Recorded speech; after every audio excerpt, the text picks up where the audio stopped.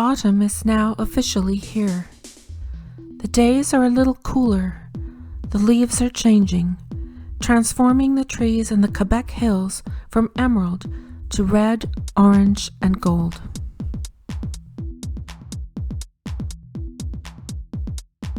We're cycling on the Log Drivers Trail, a 68-kilometer section of the Trans-Canada Trail in Western Quebec.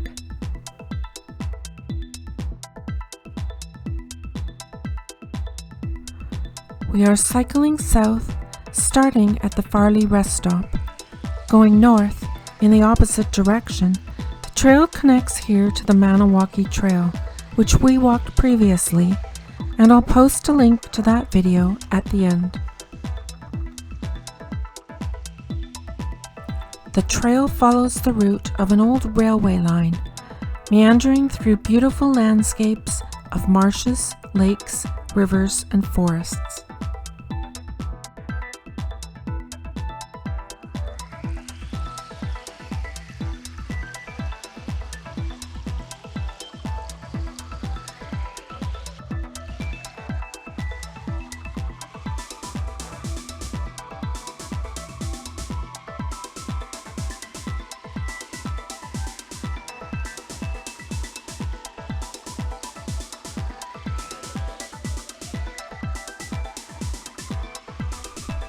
The first 28 kilometers are paved between the Farley shelter and the town of Gracefield.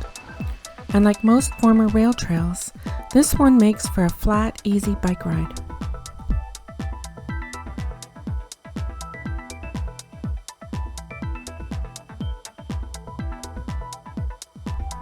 The trail runs along the beautiful Blue Sea Lake, 10 kilometers long, 3.5 kilometers wide, and known for its crystal clear water. In the summer, you could take a swim to cool off, although, according to legend, a huge snake-like animal with a horse head called the Maniwaki used to live in this lake, so maybe watch your toes.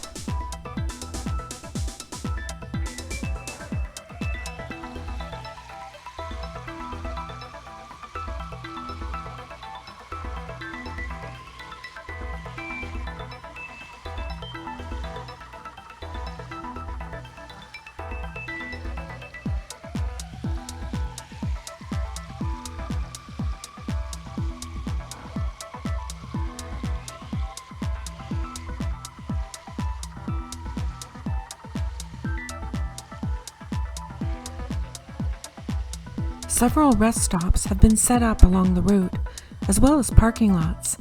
This path is good for long-distance cycle tourism and wilderness camping.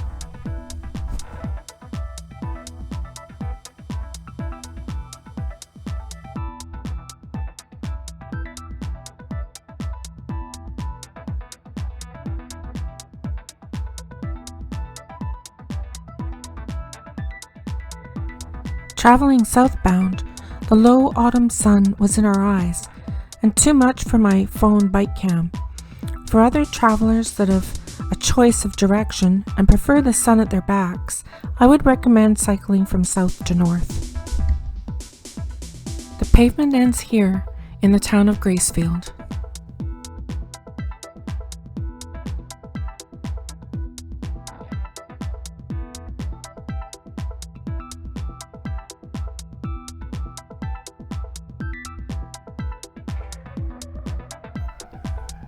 Between Gracefield and Low, the path's surface changes several times, from dirt to gravel to stone dust to a 2-lane dirt track. And there are rough patches with rocks as big as large apples dotting this section. There were a couple of path washouts and some minor flooding, even though this had been a fairly normal summer for rainfall. And so I would recommend a mountain bike for this section.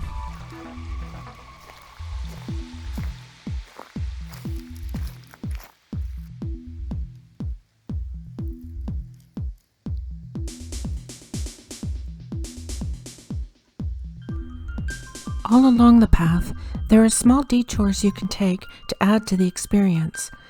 At the Rivière de Cerise rest stop, it is just steps to a charming covered bridge. I'll post a link in the description section to a useful map that shows a lot of other interesting places to visit, including a cranberry farm, art gallery, cafes, restaurants, camping areas, and an alpaca farm.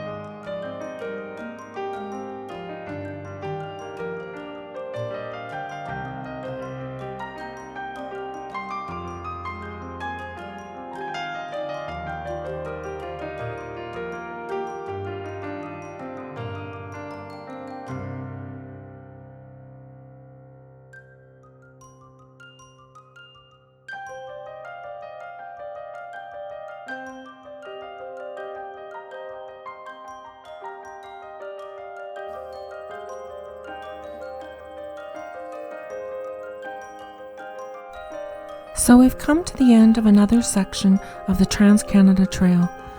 From here, it continues as a road cycling route between Low and Wakefield. We cycled it previously, and I'll post a link to that video at the end of this one.